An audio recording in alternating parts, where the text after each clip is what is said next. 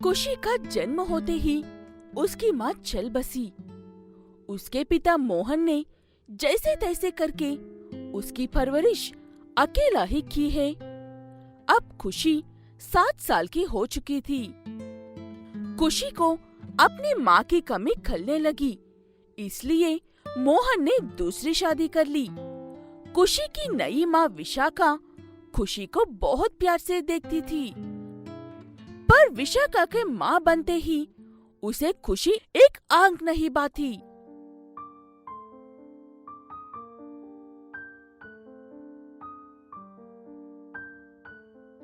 माँ, मेरा भैया कितना प्यारा है, क्या मैं इसके साथ खेल सकती हूँ?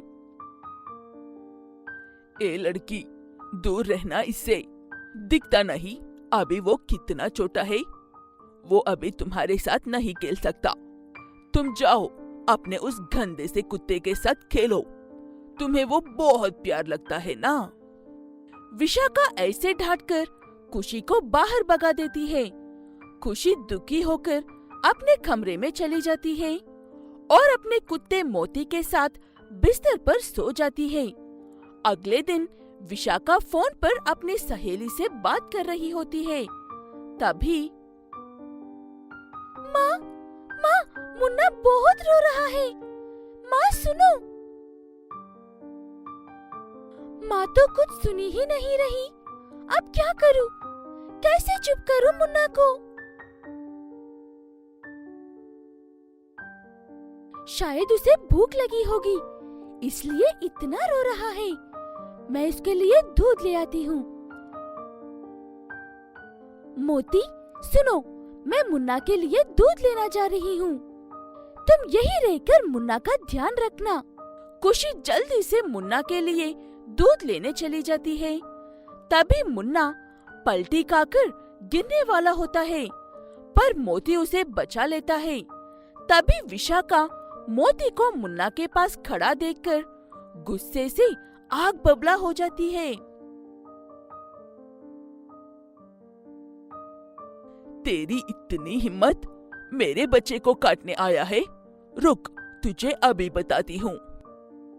विशाखा डंडे से मोती को मारना शुरू कर देती है। ले ले और ले, आज मैं तुझे मार डालूंगी। मेरे मुन्ना को काटेगा तू?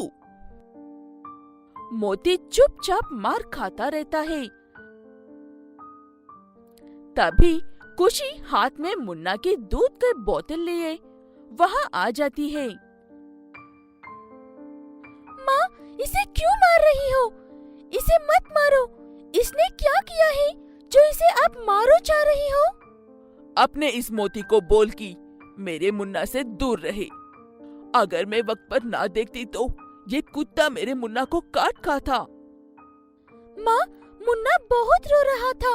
मैं आपको बुलाने भी गई थी, पर आप फोन पर किसी से बात कर रही थी। मैंने सोचा मुन्ना शायद भूखा है, इसलिए मैं मोती को यहाँ मुन्ना के पास ध्यान रखने को छोड़कर गई थी और मैं मुन्ना के लिए दूध लेने चली गई। आपको ऐसा लगा मोती मुन्ना को काटने आया है। माँ, मोती कभी किसी को नहीं काटता। वो बहुत अच्छा है। इसका मतलब मैंने जो देखा वो गलत था सब, और तुम इतनी सी होकर अपनी माँ से जबान लड़ाती हो। आने दो तुम्हारे पापा को, बताती हूँ फिर।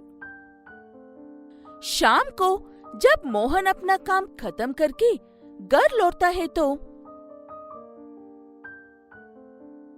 सुनो जी, इस घर में या तो ये मोती रहेगा या मैं।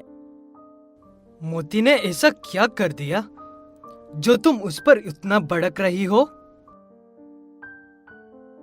आज ये मोती मेरे मुन्ना को काट खाता।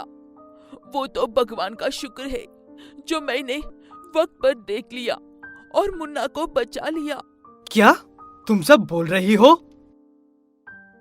तभी वहाँ खुशी आ जाती है। पापा, मम्मी झूठ बोल रही है। मोती ने ऐसा कुछ नहीं किया, बल्कि मोती ने तो। खुशी की पूरी बात खत्म नहीं होती कि विशाखा बीच में बोल पड़ती है। देखा देखा, इस लड़की की कितनी जबान चलती है। ये आजकल मुझसे बहुत बहस करती है। अरे जब ये पराई घर जाएगी तब ससुराल वाले तो मुझे ही ताना मारेंगे कि इसकी माँ ने सिखाया है बहस करना। ऐसा बात नहीं है माँ, मैं तो बस मोती के। ये मोती अब इस घर में नहीं रहेगा। मैं अभी इसे कोई दूर छोड़कर आता हूँ।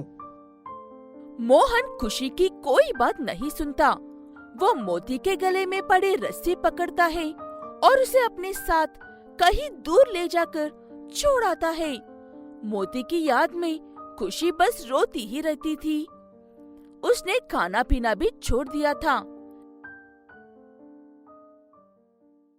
एक दिन विशाखा मुन्ना को झूला गाड़ी में लेकर कहीं जा रही होती है।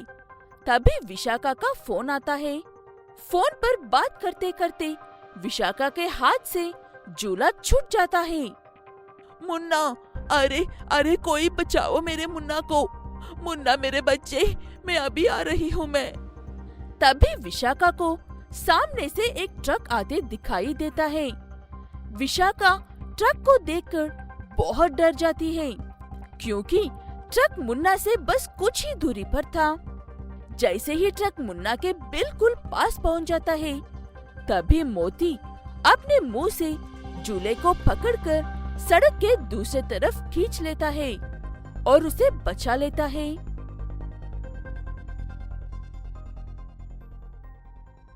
मुन्ना मेरे बच्चा। मोती, आज तुम मेरे मुन्ना को नहीं बचाती तो मेरा मुन्ना इस दुनिया में नहीं होता। मोती, तुम बहुत अच्छे हो। आज के बाद तुम घर से बाहर नहीं, घर के अंदर रहेगा। विशाखा की ये बात सुनते ही मोती खुशी से उछलने लगता है। विशाखा मोती को अपने साथ घर ले जाती है। मोती को घर में देखकर खुशी के चेहरे पर मुस्कुराहट आ जाती है और उसे वो गले से लगा लेती है। खुशी बेटा, तुम्हारा मोती बहुत अच्छा है। आज से मोती हमारे साथ ही रहेगा। क्या अब तुम अपनी माँ को माफ नहीं करोगी? तभी विशाखा खुशी को अपने गले से लगा लेती है। आज खुशी को उसका मोती और माँ दोनों मिल गए थे। आज वो बहुत खुश थी।